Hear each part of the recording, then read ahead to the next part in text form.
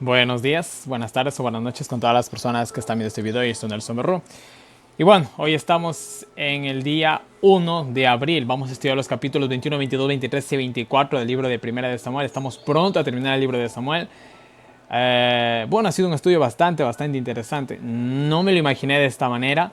Sinceramente, pensé que iba a ser un libro un poco más suave, pero ha sido un poco duro. Las historias en sí se resumen rápidamente, pero estudiar todo es complicado. Y justamente por eso, un momento. Ya, justamente aquí verán, les dejo en la imagen, una vez más, vayan a diagramas, vayan a la descripción de este video. Para que se descarguen esta imagen, no van a poder verla muy bien, a menos que estén viéndola en alta definición al video. Es una línea de todos los sacerdotes, perdón, de todos los sumos sacerdotes que hubieron desde Aarón hasta, bueno, hasta el último que se conoció, ¿no? Porque, bueno, esto no lo saqué de ninguna Biblia, esto realmente lo saqué de internet. Porque yo cuando estaba aquí estudiando la historia me apareció un sacerdote, después me aparecía otro y decía, bueno, ¿y quién es el sumo sacerdote? Decía entre mí y al fin y al cabo, en la época de Saúl. Y pues bueno, me acabo de dar cuenta que han habido más o menos como tres, entonces ya les voy a ir explicando aquí en el relato. De igual manera aquí les dejo otro mapa, ¿no? De la huida de David, ¿no? Esto le saqué de la Biblia Mundo Hispano, muy bonito. El mapa me gustó la verdad. Se los comparto. El que les compartí el día de ayer fue de la Biblia Tras las huellas del Mesías y enfoca otros puntos que este mapa no enfoca. Y este mapa obviamente enfoca ciertos puntos que el otro mapa no enfoca. Y de igual manera les traigo este mapa que es de la Biblia Holma, que también destaca ciertos puntos que los otros no destacan. Y bueno, ella sí. Cada cual tiene su punto de vista diferente. Pero a mí me han gustado los tres mapas. Sinceramente yo voy a pegar los tres en mi Biblia.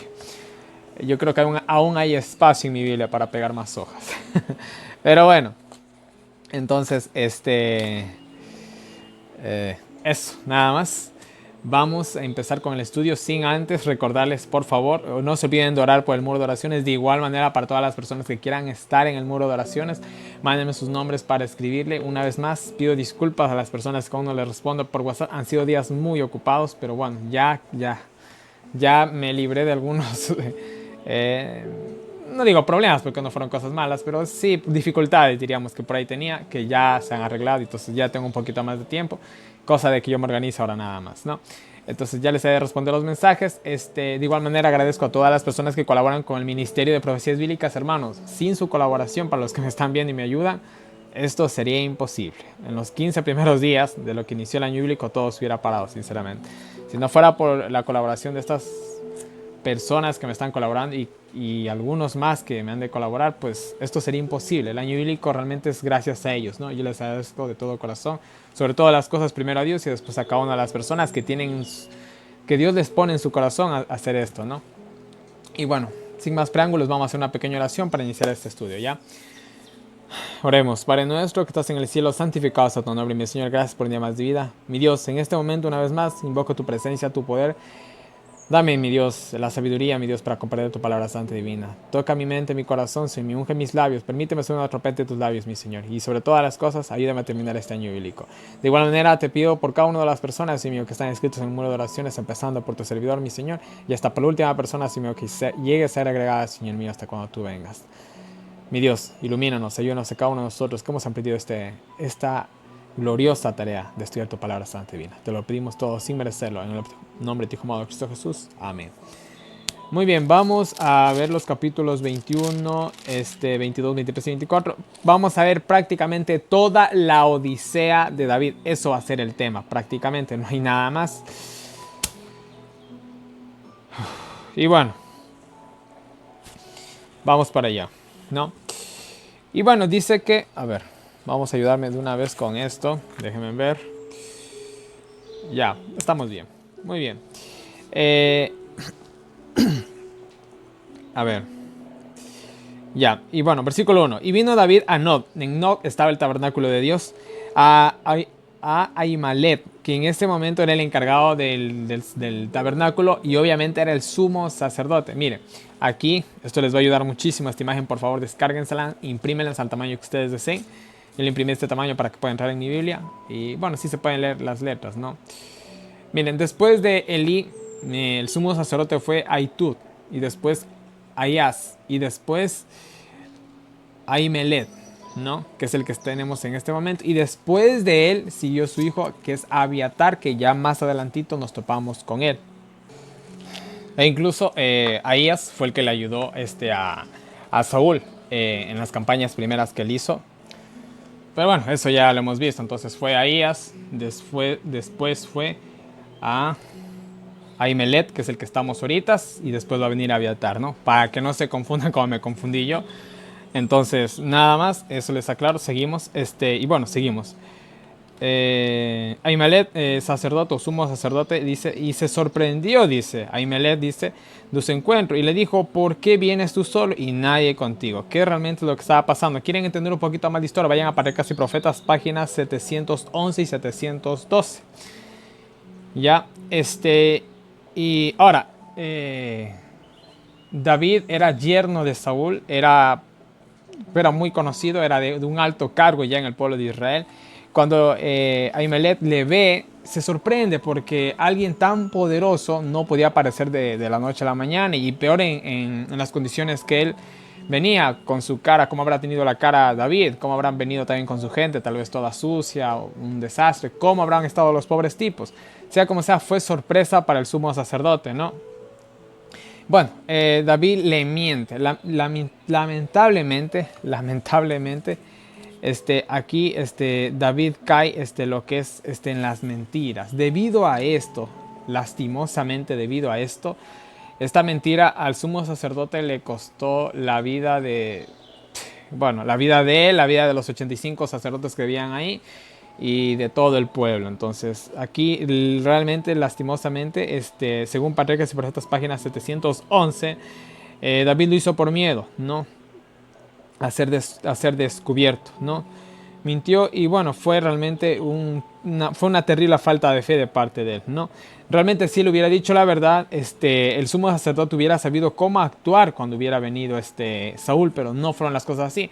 Entonces, en este momento tenemos aquí a David en un momento de debilidad humana, simplemente porque incluso más adelante, debido a este gran chasco que sufre aquí, esta decepción, este remordimiento que le causa la muerte del sumo sacerdote y de los demás sacerdotes de la escuela de los profetas, el tipo consulta a Jehová por todo, ¿no? Aprendió de su lección, simplemente, ¿no? Vemos en ese sentido algo bueno de parte de David. Aprendió la lección, ¿no? Bueno, David le pide 5 panes. Habían algunos hombres, pero bueno, el pobre o sea, David estaba pasando la odisea, ¿sí me entiende? Entonces tenían hambre. ¿Cómo habrán estado esos pobres hombres también? No. Bueno, el sacerdote le dice que, bueno, miren, voy a leerles el versículo 4. Y el sacerdote respondió a David y dijo, no tengo pan común a la mano, o sea, no tenemos pan, David, ¿no? Solamente tengo pan sagrado. Os lo daré si los criados han guardado a lo menos de mujeres. Ahora, aquí entra algo interesantísimo. Para llegar a comer el pan que estaba en la mesa de la proposición, ya vimos eso cuando pasamos por el tabernáculo. Esto es algo que no se menciona ahí, ¿no? Pero parece ser de que los hombres antes de hacer esto no estaban con mujeres, los sacerdotes, podríamos mejor decirlo. Se abstenían de estar con mujeres, ¿no? Para estar concentrados. Miren, esto yo ya lo hablé en una temática que hice de cómo guardar el día sábado. Fue un súper estudio de 4 partes, espero que lo hayan visto. Tener sexo no es pecado, sobre todo dentro del matrimonio. Fuera del matrimonio ya es otra historia, ¿ya? Pero tener sexo no es pecado. ¿Cuál es la cuestión realmente? Entonces, ¿por qué a veces el pueblo se abstenía de tener sexo? Pues muy simple, porque la mente no se hubiera concentrado en Dios, sino estuviera pensando en la intimidad que tuviste con tu pareja, que no es malo, que es algo que puede ser algo muy bonito y muy hermoso, ya. Pero al hacer eso tú te distraes, esa es la cuestión, y por eso incluso es recomendable no tener sexo en sábado. Que se puede tener, pero lo más recomendable es que no. Eso sí, en mutuo acuerdo las dos partes. Pero bueno, quieren saber más del tema, váyanse a mi temática de cómo guardar el día sábado. Son 4 partes y pues bueno, vean las 4 partes. Ya, muy bien. Vamos a dejarlo más ahí.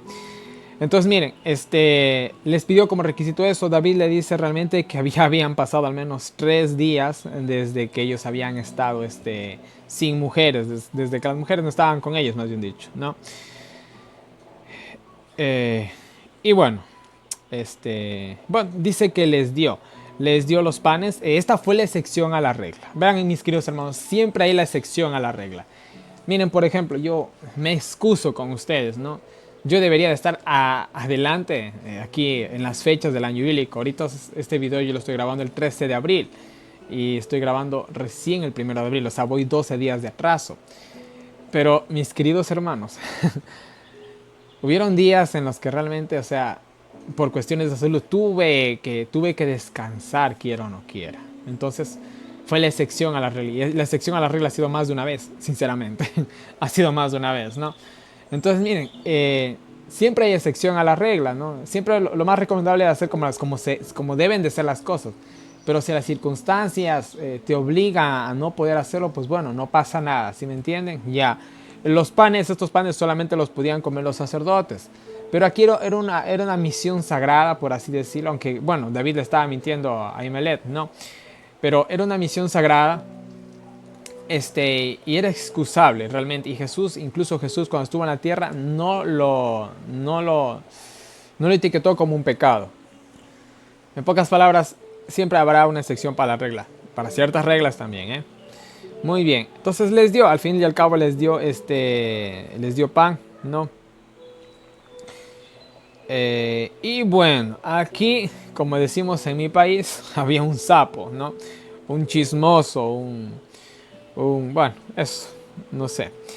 ¿Dónde estoy? Versículo 7 dice: aquel día estaba allí detenido delante de Jehová uno de los siervos de Saúl, cuyo nombre era Doeg, idumeo, ¿no? Bueno, era de Edom, ¿no?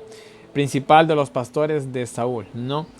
Bueno, él fue el que le dio aviso a Saúl, ¿no? De toda esta cuestión. Fue el chismoso, fue el sapo, como decimos a veces en mi país. No sé en cuántos países se dirá tal vez ese término, ¿no? Según Patriarcas y Profetas, página 711, ¿no?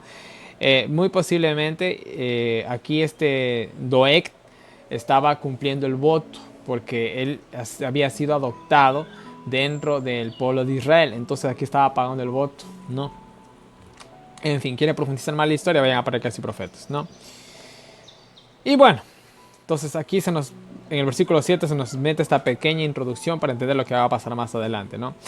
El versículo 8 nos habla de que, bueno, David, y como toda la cuestión de la huida de David había sido así tan rápida como ya analizamos en el día de ayer, el tipo andaba hasta desarmado, ¿no? Entonces le preguntó al sumo sacerdote si quizás había ahí algún arma. Verán, era el tabernáculo. En el tabernáculo no habían armas, no habían escudos, no era un arsenal, ¿no? No era una bodega de armas. Pero él dijo, quizás, tal vez tengan por ahí algo, ¿no? Entonces el sumo sacerdote le dice, mira, tengo justamente la espada de Goliat. Entonces el momento en que David escucha eso, se alegró muchísimo, ¿no? Entonces, miren, incluso dijo algo interesante. A ver. Ya. Dice, y bueno, a esta espada la tenían como una conmemoración de triunfo, si me entienden, a esta espada, ¿no? Incluso la manera en que estaba envuelta y estaba detrás del efod, lo dejaba muy claro. Era una especie como de triunfo, de trofeo, ¿no? Que se tenía ahí, de recordatorio, ¿no? Bueno, de la batalla de David y bueno, etcétera, etcétera. Ustedes ya se imaginan. Miren lo que dice David, ninguna como ella, dámela. Realmente, ¿qué es lo que pasa? La espada de Goliat era increíble, era súper, era lo máximo. No, simplemente que en ese instante David incluso debió recordar esa gran victoria, ¿no? Que tuvo con este gigante de 3 metros 70. ¿No? Entonces, fue la espada ideal, fue como provista por Dios prácticamente, ¿no? Esa es la exclamación que más o menos quiere hacer aquí, referencia a David, ¿no? Nada más. Y bueno, sigue la escapatoria, ¿no? Versículo 10. Y levantándose David aquel día, huyó de la presencia de Saúl y se fue a Aquis, rey de Gat. Ahora mire, Aquis, posiblemente era un título para los reyes filisteos, así como Faraón, ¿no? Era un título para los que gobernaban Egipto, ¿no? Aquis era un título muy posiblemente para los que gobernaban en las ciudades de los filisteos, ¿no? Ahora miren, los siervos de aquí se identificaron automáticamente a David, ya que David era muy famoso debido a sus grandes hazañas, no por tal vez una fama prestada, no, sino debido a sus hazañas, ¿no? Entonces miren, y David dice, bueno, y David puso en su corazón estas palabras y tuvo gran temor de Aquís, rey de Gad. Bueno, primero que nada, ¿qué hacía David en la tierra de los filisteos? David no tenía que hacer nada ahí. Pero tal vez él buscó refugio ahí, porque tal vez era el último lugar donde le podía seguir Saúl. También conocía esa tierra más que seguro. Y pues bueno, quizás fueron esos factores, ¿no? Por los que él llegó a refugiarse ahí, ¿no? Y bueno, él teniendo miedo, claro, él tenía unos cuantos hombres, pero o sea, estaba en una ciudad totalmente llena de enemigos, ¿no? Dice que él fingió estar loco. De aquí sacamos algo interesante. Mientras David fingía que estaba loco, Saúl estaba loco de verdad, ¿no? Una ironía, nada más. Una gracia, podríamos decirlo, ¿no? Pero bueno, así fue. Y bueno, como él estaba loco, el rey no le paró ni bola. Simplemente no le prestó atención. Si no me entendieron, tal vez la otra terminología que acabo de usar, ¿no? Y bueno, dice capítulo 22. Ay, cierto. Capítulo 22. Tenemos los comentarios del Espíritu García, que son bastantes, pero voy a resumirlos rápido al final del video, ¿ya? Y bueno, dice que yéndose de allí se escapó a la cueva de Adulán, que más o menos creo que queda por Judá. No lo confirmé en realidad. Déjenme ver si esto me dice algo.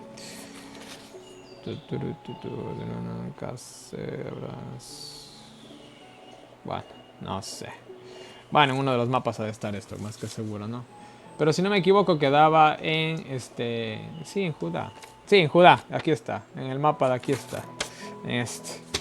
En Judá, confirmado. Me gustan estos mapas. Ya. Entonces miren, quedaba ahí en Judá, la cueva de Adulán, ¿no?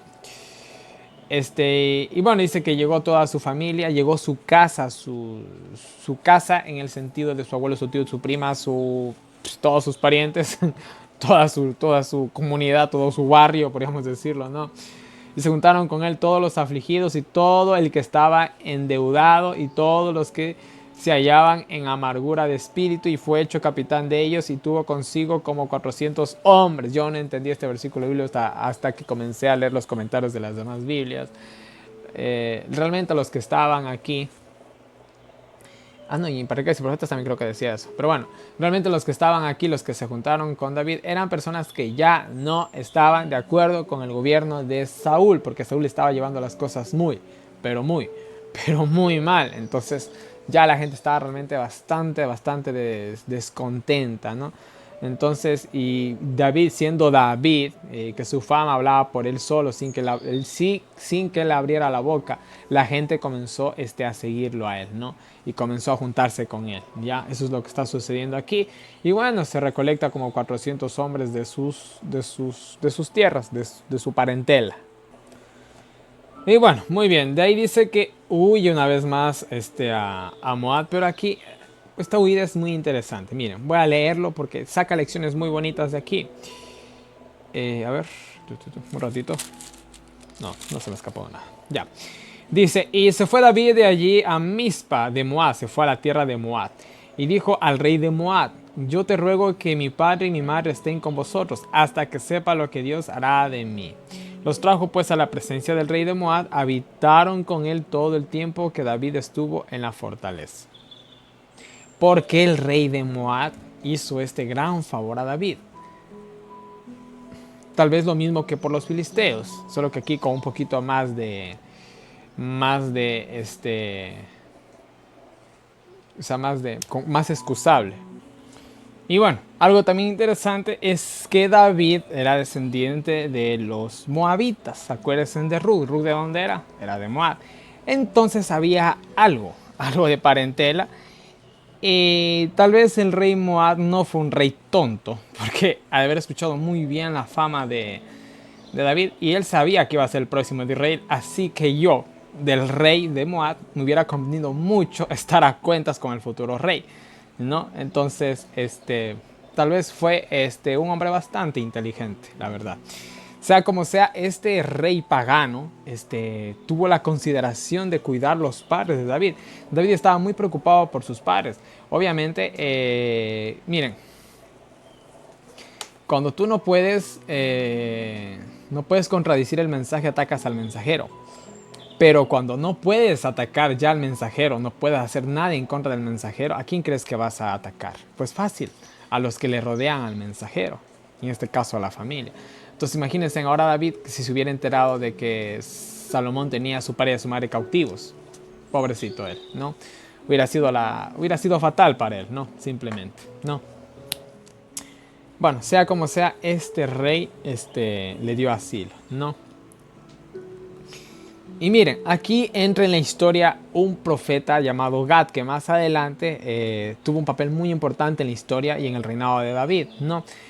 Y algo también interesante es que David va recolectando gente muy interesante, recolecta por así decirlo, o tiene amistad o hace alianza, y llamémoslo como sea, a un profeta llamado Gad, un profeta de Dios llamado Gad. Ya tenía a Samuel, ahora tiene a Gad. Más adelante iba a tener al futuro sumo sacerdote, ¿no? Que era Abiatar. Prácticamente se estaba rodeando de la gente necesaria para poder algún día ser el rey de Israel de manera circunstancial, no, simplemente no lo estaba buscando, simplemente las cosas iban sucediendo. Y el versículo 5 nos dice, y el profeta Gad dijo a David, no te quedes en la fortaleza, vete, entra en la tierra de Judá. Y David se fue y vino al bosque de Ared, ¿no? Bueno, ¿por qué? Bueno, primero que nada, muy posiblemente Gad fue a David, tal vez impulsado por Dios, ¿no? Gad también es uno de los autores del libro de Samuel, no se olviden de eso, ¿no? Y ahora miren, aquí sacamos una reflexión muy importante. Nosotros no tenemos que retirarnos en las dificultades, más bien tenemos que brillar en la oscuridad. Yo tengo un video de que se llama ¿Cuándo debemos de salir de la iglesia adventista? Yo dejé en ese video mega súper claro que no es el momento de salir de la iglesia adventista. Verán hermanos, que nosotros nos saquen a patadas, eso es muy diferente. Pero que yo por decisión propia decida salirme de la iglesia es otra cosa. Si a vos te sacan, pues que te saquen, ¿ya? Que te saquen. Y tú exige tu derecho, exige una respuesta coherente de por qué te están haciendo esto, aquello y lo otro, ¿ya? Si no te la dan, pues bueno, eso ya quedará entre ellos y Dios, ¿ya? Pero en que sí que tú te salgas y que sí que la iglesia es Babilonia y bla, bla, bla, bla, bla, bla, no, realmente no. Esas son las dificultades que nosotros debemos de aprender a brillar. Verán, los que tienen alguna relación tal vez ya de matrimonio, que yo creo que es la mayoría de las personas que me miran, realmente tú sabes cuando esa persona te amó, o sabes si realmente esa persona te ama, es en las dificultades. Pero cuántos de ustedes tuvieron tal vez una relación en la cual las cosas comenzaron a ponerse complicadas y esa persona simplemente cogió y se fue? Alcen la mano. ¿Realmente esa persona te amaba? No te amaba. ¿Sí me entienden? Solo estaba contigo por el momento de... O sea, se enamoró del amor y no de la persona, simplemente. ¿Ya? Se enamoró del momento, de la emoción, del sentimiento, pero no del amor. Perdón, no de la persona. Se enamoró del amor, pero no de la persona, ¿no? Entonces, miren, David, claro que David allá en Moab no le iba a pasar nada, pero ese no era el plan de Dios. David estaba cruzando su desierto, ¿ya? ¿A qué me refiero con su desierto? Jesús, 40 días en el desierto. Moisés, 40 años. Israel, ¿cuántos años tuvo? 40 años también en el desierto. Elías en el desierto. Juan el Bautista en el desierto. La mujer perseguida por 1260 años en el desierto. ¿Y ustedes, nosotros, estamos pasando nuestro desierto? Yo espero que sí. Y espero que salgamos vivos del desierto, sinceramente, ¿ya? Era necesario que David pasara todo esto. ¿Para qué? Para que sea el gran rey de Israel. Más adelante falló un par de veces, pero igual, fue el gran rey de Israel. Es necesaria la prueba saca lo mejor de ti. Te hace lo que tú eres en realidad. Si tú sales de las aflicciones victoriosos, eres oro puro, ya lo he dicho varias veces, ¿no? Entonces era necesario que David pase por su desierto, no que huya, sino que pase por su desierto, ¿no? Muy bien, ¿qué más tenemos? ¿No? Ya.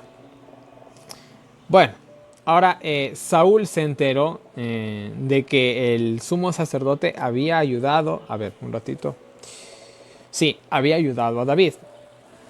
Esto provocó que el tipo se volviera loco, literalmente. No estoy insultando, no estoy usando tal vez, no estoy siendo sarcástico. Realmente Saúl estaba en un estado de locura, ¿no?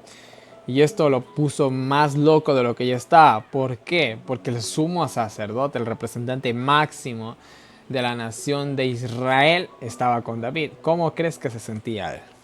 ¿Sí se dan cuenta? Van entendiendo el contexto, ¿no? Y bueno, y oyó Saúl que David había sido descubierto y los que estaban con él. Y Saúl estaba en Gabá, perdón, debajo de un árbol en rama y tenía una lanza en su mano y todos sus criados estaban en derredor de él. No. Y bueno, miren.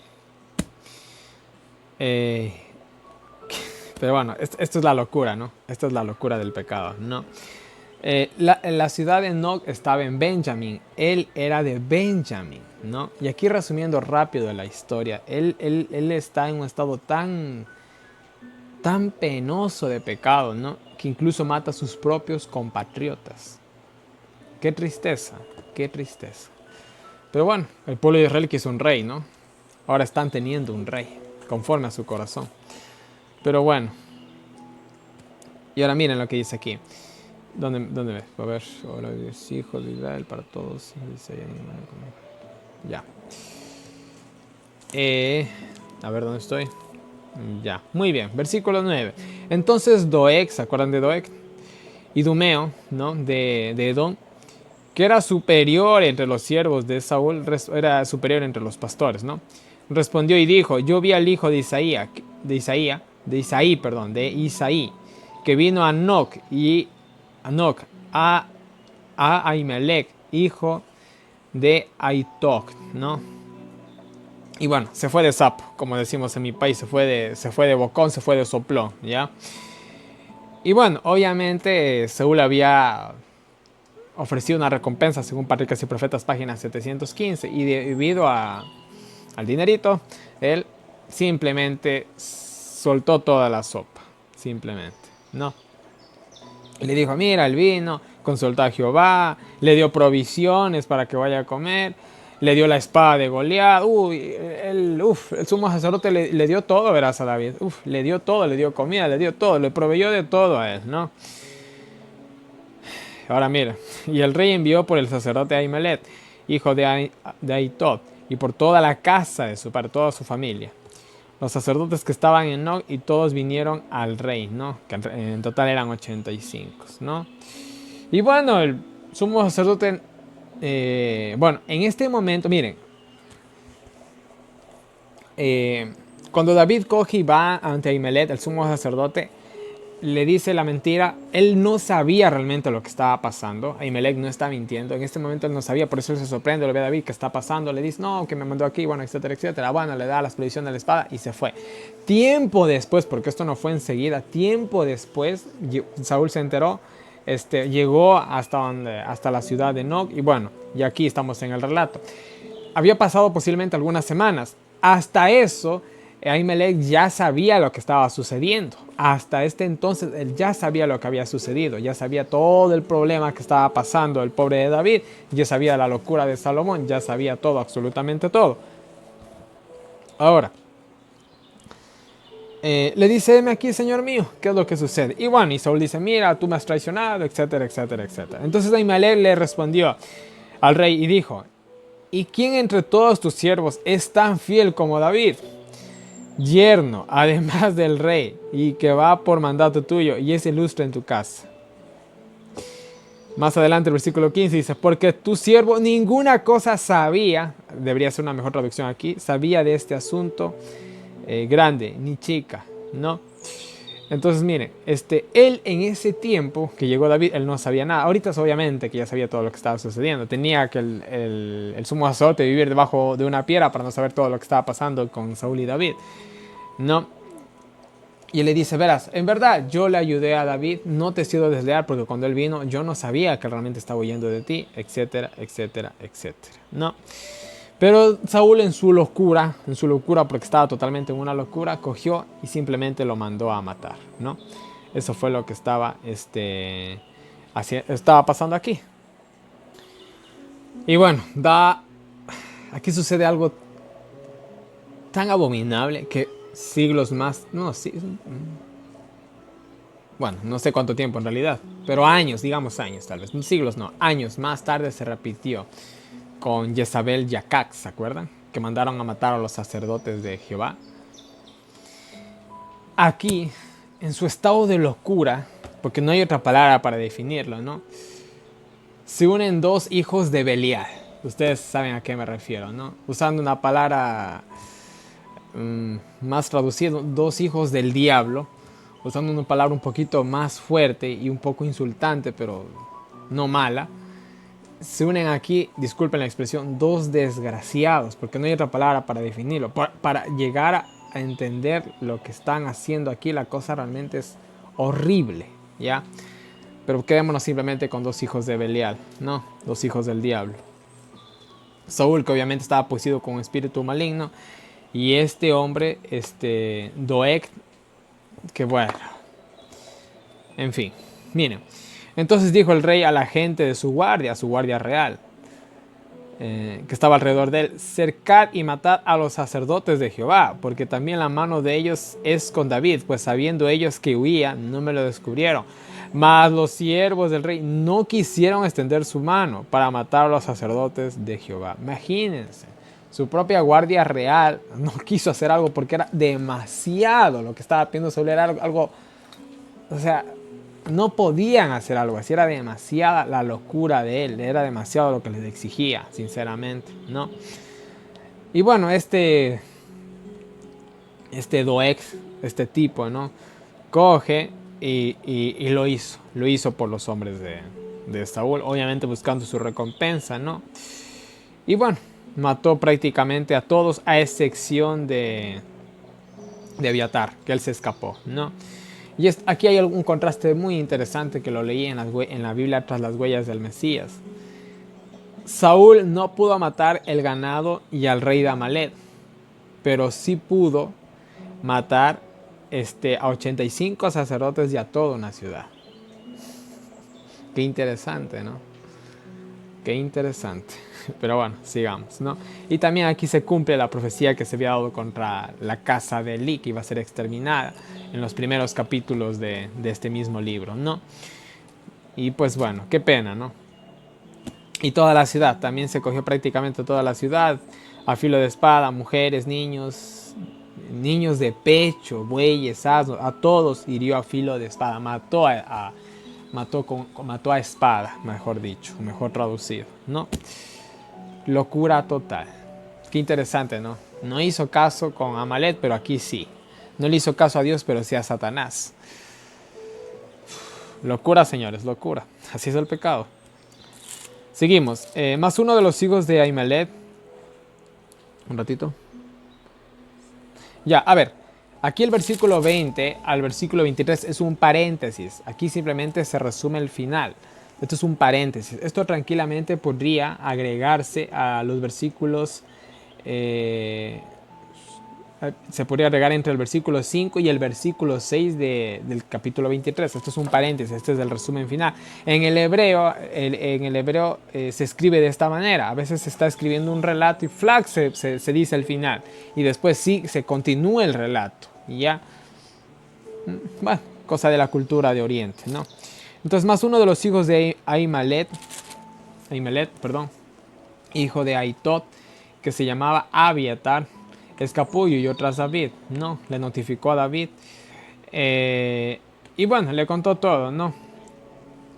Pero David cae en remordimiento, porque él en el versículo 22 reconoce que por la mentira que él había dicho, le costó la vida a Ahimelech y a toda su casa, ¿no? Entonces David le dice: quédate conmigo, conmigo estarás seguro, no te preocupes, yo te voy a proteger. Y bueno, de igual manera Abiatar no tenía mejor guardaespaldas que David, era el único realmente con el que hubiera podido estar seguro, ¿no? Eso, nada más. Y sigue la narración, olvídense en lo que dijimos, sigue la narración, ¿no? Y dieron aviso a David diciendo: he aquí, los filisteos combaten a Keila y roban las eras. Y bueno, dice que David consultó a Jehová, como aquí aún no llegaba Abiatar, y de Abiatar había traído el efod con el Urim y el Tumim. Posiblemente con el que consultó era Gad, posiblemente Gad estaba con David, posiblemente, no se sabe, el texto no lo dice, ¿no? Consulta con Jehová, Jehová le dice, sí, ve. Ahora, Keila era parte de Israel, ¿no? Entonces, creo que era parte de Judá mismo. Déjenme verificar, que no lo verifiqué realmente. No me aparece aquí.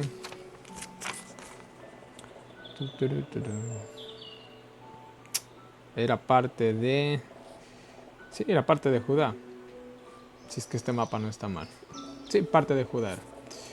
Sí, ya. Entonces, mire, Keila, la ciudad de Keila, era parte de Israel, obviamente, y de parte de Judá.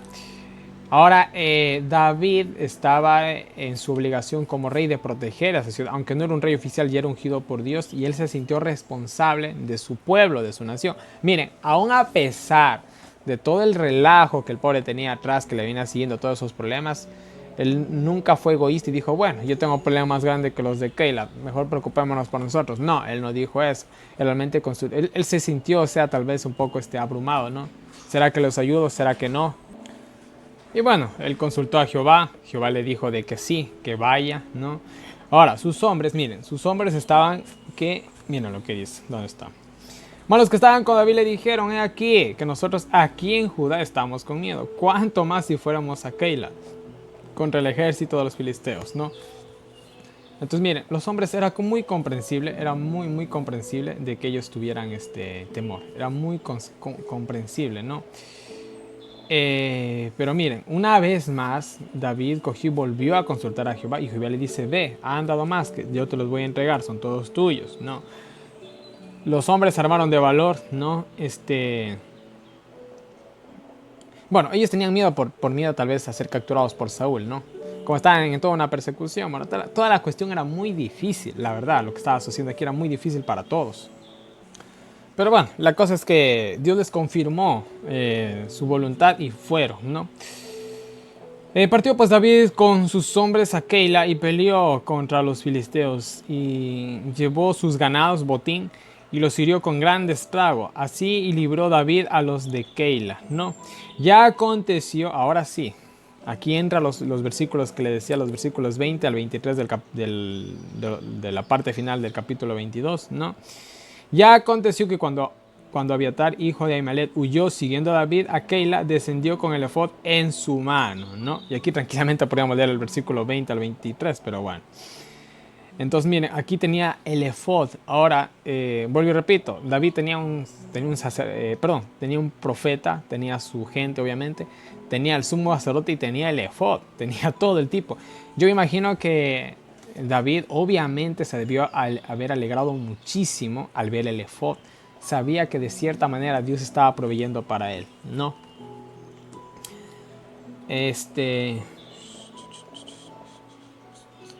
Bueno, versículo 7.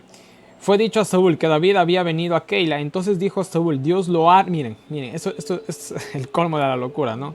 Pero ya esta actitud de Saúl que se autojustifica pensando que lo que está haciendo es la voluntad de Dios no es extraño, ya lo he hecho varias veces, dice. Entonces dijo Saúl, Dios lo ha traído a mis manos, pues él se ha encerrado entrando en la ciudad con puertas y cerraduras. Claro que Keila era una ciudad fortificada con muros, entonces David estaba rodeado allá adentro, ¿no?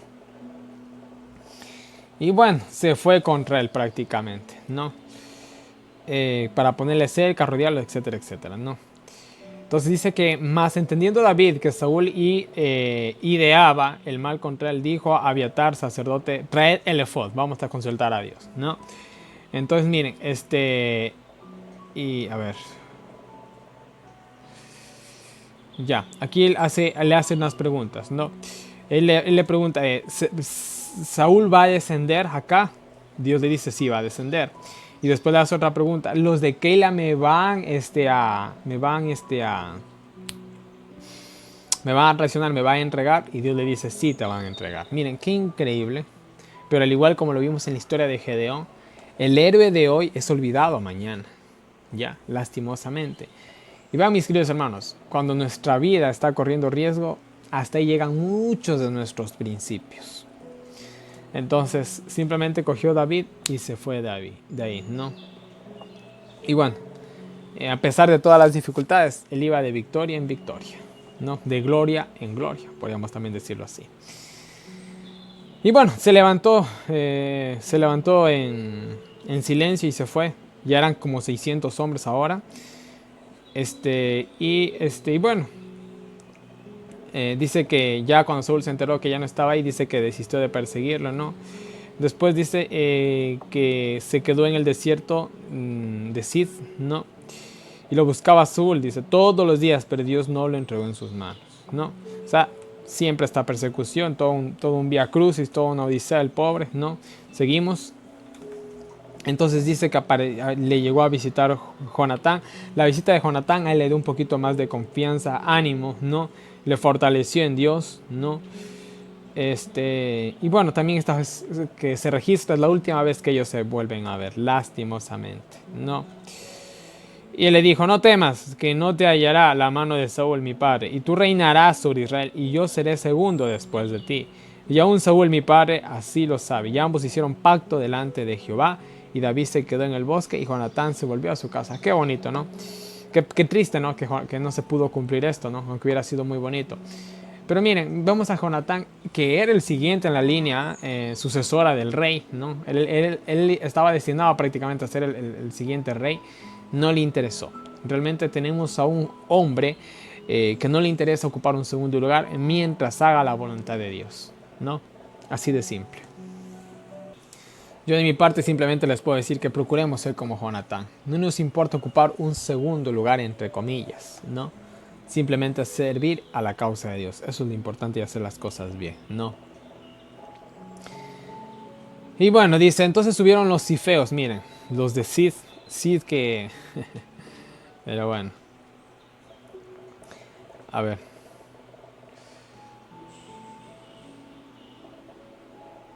Ya. Vinieron los de Sid, ¿no?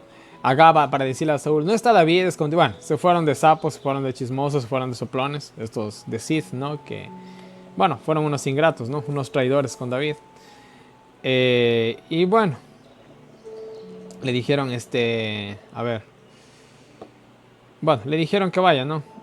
Saúl los bendice. Pero bueno, ¿cómo puedes bendecir a los traidores? Pero bueno, aquí tenemos dos tipos de personas cortados con la misma tijera. Ya, ustedes me entendieron, ¿no? A ver. Bueno, y Saúl les manda, ¿no? Para que le hagan emboscada a David, ¿no? Que lo manden lo espíen, ¿no? Y que le den aviso de dónde está él, ¿no? Y bueno, dice que se fueron los de Sid, pero más David y su gente estaban en el desierto de Maón. O sea, David era tan difícil de atrapar o como, como buscar una aguja en un pajar, como se dice. Ya, así era de complicado llegar a David, ¿no? Dios realmente, como él tenía el Urín, el Tumín, tenía el sacerdote, tenía el profeta más que seguro también. Pues bueno, el tipo llevaba 10 pasos adelante de Saúl, ¿no? No iba a ser nada fácil atraparlo, ya que Dios lo estaba dirigiendo, así que era cosa bastante difícil, ¿no? Y bueno, versículo 25, y partió Saúl con su gente a buscarlo, pero fue dado aviso a David, y descendió a la peña, y se quedó en el desierto de Maón. Y cuando Saúl lo oyó, siguió a David al desierto de Maón, ¿no? Pero bueno, aquí ya lo tenían, verán, los siguientes versículos finales del capítulo 23, versículo 26, 27 y 28, dice que ya lo tenían prácticamente rodeado a David. Por gracia y voluntad divina y un milagro de Dios, dice que los filisteos en ese instante se les ocurrió la brillante idea de atacar a Israel. Entonces dice, y volvió, pues dice, por tanto Saúl de perseguir a David y partió contra los filisteos. Por eso llamaron a aquel lugar Selah Amalekot, que significa las peñas de las divisiones, ¿no? Ahora miren, si Saúl no atendía este llamado de parte del pueblo, o no defendía, mejor dicho, al pueblo de Israel de los filisteos, el pueblo se lo hubiera rebelado. Porque no solamente no estaba protegiendo a su pueblo, sino que encima estaba persiguiendo a alguien que sí estaba protegiendo a su pueblo. Entonces el de ley tuvo que coger, aunque no le gustó, me imagino, para nada, tuvo que ir a defender a su pueblo, ¿no? Y nada más, vamos al capítulo 24. Y bueno, vamos al capítulo 24. Dice, entonces David subió de allí y habitó en las fortalezas de Engadí. Bueno, aquí vamos a ver el clímax de toda esta persecución. Que bueno, nosotros lo leemos tan rápido, ¿no? Mientras para David fueron tal vez meses. Y bueno, en fin. A ver. Ya. Ya, y bueno, dice que Saúl tomó 3000 hombres. La cosa se puso bien seria y estaba totalmente decidido ya a capturarlo y a matarlo. Para coger a 3000 hombres, oye, la cosa es en serio, ¿no? Y bueno, la cosa es que dice de que David coge y entra a una cueva, me imagino que con sus hombres también, ¿no? Hacer sus necesidades, porque la Biblia dice cubrir sus pies. Cuando se refiere a cubrir sus pies, se refiere a hacer sus necesidades, ¿no? Por cuestiones, por cuestiones divinas, diríamos mejor, ¿no? Dice que Saúl entra. Según la tradición judía, dice que en la entrada de la cueva había tejido una tela de araña. Entonces por ese hecho, dice que Saúl entró confiadamente pensando que no había entrado nadie ahí. Pero bueno, si fue así la cosa, si fue así la cuestión, pues bueno, todo fue providencia divina, ¿no? Y bueno, dice que los hombres de David dice que estaban en los rincones de la cueva, ¿no? Entonces dice, los de David le dijeron, dice, he aquí el día que te ha dicho Jehová, he aquí que entregó tu enemigo en tus manos, y harás con él como te pareciera. Y se levantó David calladamente, cortó la orilla del manto de Saúl, ¿no? Sucedió después de esto que el corazón de David le golpeaba, en otras palabras le remordía la conciencia por haberle cortado el manto a Saúl, ¿no? Y bueno, ¿no? Entonces miren, eh, Saúl estaba servido en bandeja de plata ante David, pero David no fue capaz de matarlo, ¿no? Y bueno, David exclama y dice, Jehová me guarde de hacer tal cosa contra mi Señor, el ungido de Jehová, que yo extienda mi mano contra él, porque él es el ungido de Jehová. Ahora miren, mis queridos hermanos, los hombres de David estaban más que cansados. Lo que más hubieran querido es que rápido maten a Saúl y se acabe todo este relajo y cada uno ocupe su puesto de poder en el nuevo reinado de David. Pero él no había recibido, me refiero a David, él no había recibido órdenes de parte de Dios de matar a Saúl. Vamos a aclarar algo. Muchas veces se utiliza este pretexto para cuando se corrija a un pastor. O sea, es una protesta de algo que se está haciendo que está mal. ¿Ya? Y muchos dicen, ay no, dice, pero ¿cómo vas a hablar en contra del ungido de Jehová? Y no importa la aberración que esté haciendo este líder, siempre salen con este pretexto. Pero ¿cómo puedes hablar en contra del ungido de Jehová? Ni David se atrevió, dice, a matar a Saúl. ¿Y tú cómo te atreves a hablar en contra del pastor, o etcétera, etcétera, o en contra de la iglesia y cosas así? Verán, mis queridos hermanos, una cosa es muy diferente exhortar y otra cosa es coger y cortarle la cabeza a alguien. Son cosas muy diferentes, si no se han dado cuenta algunos de las personas que dicen esto. Pero bueno. Y Dios en su palabra nos manda que nos exhortemos los unos a los otros para la perfección de nuestro propio carácter. Entonces, mis queridos hermanos, el hecho de que una persona tenga un título, una posición de cierta categoría en una iglesia, no lo exonera de que reciba reprensión. No lo hace más santo que los demás hermanos de la iglesia. ¿Sí me entienden? Ya. Es un ser humano, no es un ángel, no es Dios. ¿Ya? A Dios yo no le podría decir nada, pero un ser humano sí. Entonces, mucho cuidado con usar mal este pasaje bíblico para excusar las apostasías y las ciertas aberraciones que a veces comete la iglesia o a veces cometen ciertas personas en un cargo influyente, que puede ser un pastor, un anciano de iglesia o lo que sea. No es un texto bíblico para excusar este tipo de cosas. David no hizo nada porque Dios no le había dicho de que haga. Ya, que si Dios le hubiera dicho, ¿sabes qué? Hazlo, lo hubiera hecho. Como ya lo vimos en la ciudad de Keila, que Dios le dio la orden de que vaya y fue, ¿ya? Pero como Dios no le había dicho nada, él simplemente se limitó a cortar el manto y hasta hacer eso le remordió la conciencia, ¿no? Y bueno, en fin, sigamos. Miren, Y bueno, dice que David no les permitió a sus siervos que le atacaran a Saúl, que lo mataran, ¿no? Salieron de la cueva, siguieron su camino, ¿no? Y miren, hay que aprender a esperar el tiempo de Dios. No era el tiempo para matar a Saúl. Se los digo así, no era el tiempo para matar. Si David mataba a Saúl, eso hubiera estallado en una guerra civil, más que seguro, ¿ya? Porque Saúl y David tenían gente, y bueno, etcétera, etcétera, etcétera, ¿no? Bueno, David va atrás de Saúl, le llama la atención, le grita, mi señor el rey. Aquí vemos el gran respeto que tenía David hacia Saúl, el amor, la humildad de David, se ve todo, ¿no? Y bueno, aquí comienza una plática que nosotros ya le hemos de haber leído, ¿no? David le dice, ¿por qué escuchas los chismes de las personas que dicen que yo quiero hacer tu mal? ¿No? Le dice, mira, yo estuve en la cueva, te corté el manto, te pude haber matado, pero no lo hice para que tú entiendas que yo no estoy contra ti. No es malo mi proceder contra ti, ¿no? Y bueno, ese acto fue la evidencia más absoluta de su buen proceder para Saúl de David, ¿no? Al final, él le dice, juzgue Jehová entre tú y yo, y vengue de ti Jehová, pero mi mano no será contra ti, ¿no? Como dice el proverbio de los antiguos, de los impíos saldrá la impiedad, y obviamente que de los justos saldrá justicia, ¿no? Así que mi mano no será contra ti, le dice, ¿no? Y ahora miren lo que le dice. ¿Tras quién ha salido el rey de Israel? ¿A quién persigues? ¿A un perro muerto? ¿A una pulga? O sea, le dice, no, yo no soy nadie, Saúl. ¿Por qué te preocupas por mí? Yo no soy nadie. ¿Ya?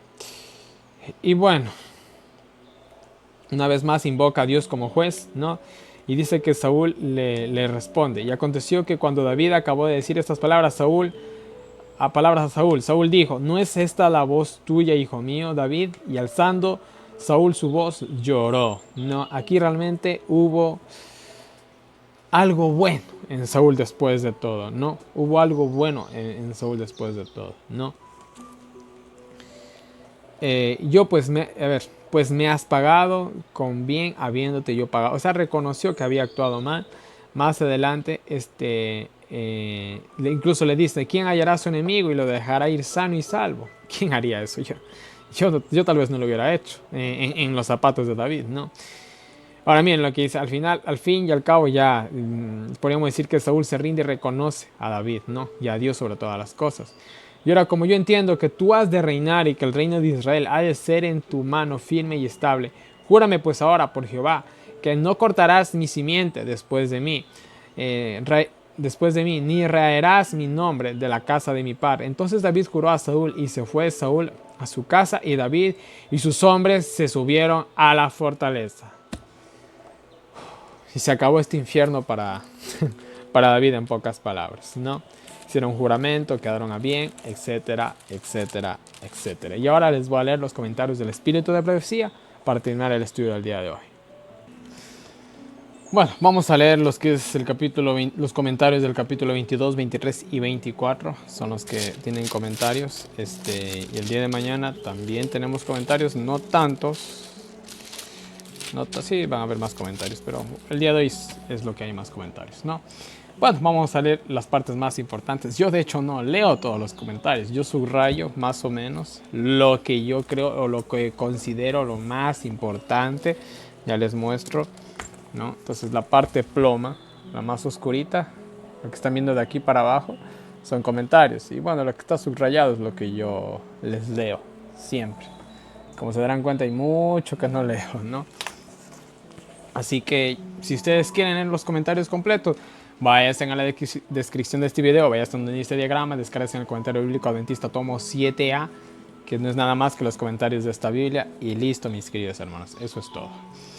Entonces los que quieran leer esos comentarios pueden tranquilamente hacerlos completos, ¿no? Y bueno, dice, el cuidado de David por sus padres. Miren lo que dice. Pensó en sus padres y llegó a la conclusión que debía buscar otro refugio para ellos. De esta historia todos podemos aprender preciosas lecciones de amor filial, ¿no? Lo que tenemos de David. Siguiente cita, perdón. Dice, los centinelas del cielo dieron una advertencia. Le pareció inevitable a David que al fin debía caer en las manos de su perseguidor, pero si se le hubiera abierto los ojos, habría visto a los ángeles del Señor acampando en torno de él y de sus seguidores, ¿no? se refiere a cuando fue, cuando huyó a Gad, a eso se refiere, ¿no? Muy bien, siguiente cita, dice, los efectos de las malas suposiciones. Su desviación de los claros requerimientos de Dios estaba dando su resultado, sus resultados inevitables. No se volvió, no se arrepintió, hablando de Saúl, ni humilló su corazón delante de Dios, sino que lo abrió para recibir todas las sugestiones del enemigo. Escuchó a cada falso testigo, recibió con avidez cualquier cosa que fuera contra del carácter de David, esperando poder hallar una excusa para manifestar su envidia y odio crecientes dirigidos contra quien había sido ungido para ocupar el trono de Israel. O sea, simplemente no se puso a meditar, no se puso a reflexionar, simplemente buscó las mil maneras para excusar cómo matar a David. ¿Qué más nos dice? No fue cuidadoso en ocultar sus designios para con David, ni tuvo escrúpulos en cuanto al medio que emplearía para lograr su propósito. Estaba en conflicto con el Rey del Cielo, pues cuando se permite a Satanás que controle la mente que no quiere ser regida por Jehová, él la conduce de acuerdo con su voluntad hasta que la persona que así queda en su poder se convierte en un instrumento eficaz para llevar a cabo sus designios. Satanás influye en ellos y su mente queda cada vez más subyugada hasta que eliminan el temor de Dios y el respeto por sus prójimos y se vuelven osados y manifiestos enemigos de Dios y de su pueblo, al punto que llegas a matar a todos los sacerdotes que se te cruzan por el camino, ¿no? ¿Qué más nos dice? Todo esto tuvo una influencia desmoralizadora sobre Israel.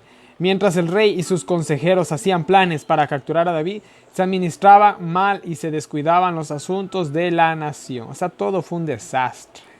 ¿Qué más? Dios odia todo pecado y cuando un hombre persistentemente rehúsa todo el consejo del cielo, queda abandonado. Miren, voy a leer esta cita, es muy importante, ya pongan atención. Dios odia todo pecado y cuando un hombre persistentemente rehúsa todo el consejo del cielo, queda abandonado a los engaños del enemigo para que sea arrastrado por sus propias concupiscencias y engañado. Así de simple. Siguiente cita nos dice, Saúl quedó privado de todo sentimiento humanitario. Miren lo que nos dice. El sacerdote pensó que al proceder bondadosamente con un embajador de la corte real mostraba respeto al rey. David no había procedido con completa rectitud ante el sacerdote, pues había fingido y debido a esto había puesto en peligro toda la familia sacerdotal. La afirmación parcial y exagerada del principal de los pastores, hablando de este señor Doeg, y exagerada del principal de los pastores, podía ser muy bien empleada por el adversario de Dios y del hombre, o sea, por Satanás, y en este instante por Saúl, que estaba poseído por él. Si el Espíritu de Cristo nos posee plenamente, hemos sido transformados por su gracia. No estamos dispuestos a hablar mal ni a llevar informes que contengan falsedades. Mis queridos hermanos, mucho cuidado con lo que a veces decimos. ¿Cuántos de nosotros no hemos dicho algo que ha sido muy mal interpretado y sin querer querido nos hemos metido en un problemón? Creo que a todos nos ha pasado eso. Siguiente cita dice, las inconsecuencias de los celos. Miren lo que dice. Sin haber probado la culpabilidad de ninguno de los sacerdotes, el rey ordenó que se eliminara todo el linaje de Elí. Resolvió proceder así antes de mandarlos a llamar o haber escuchado su versión de lo ocurrido. Bueno, siguiente cita. La crueldad de Saúl y de Doeg. En esta forma, este edomita, un personaje tan vil como lo fue Barrabás, mató con su propia mano a 85 sacerdotes del Señor en un día. Y él y Saúl, el que es homicida desde el principio, se gloriaron por la matanza de los siervos del Señor. Como bestias feroces que han probado sangre, así fueron Saúl y Doeg. Qué triste. Siguiente cita. David en procura de seguridad. Él, David, había sido ungido como rey y pensó que era responsable en cierta medida de la protección de su pueblo. Estaba dispuesto a comenzar con sus fuerzas limitadas y se mantendría fielmente en su puesto del deber cualesquiera fueran las consecuencias, ¿no? Él sentía la responsabilidad de proteger a su pueblo como el futuro rey de Israel. Siguiente cita nos dice, la irracionalidad de Saúl.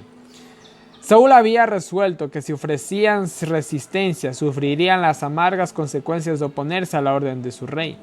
Y Saúl resolvió hacer todo lo posible para conseguir el arresto de su rival. Pues bueno, hizo realmente todo lo que quiso Saúl, ¿no?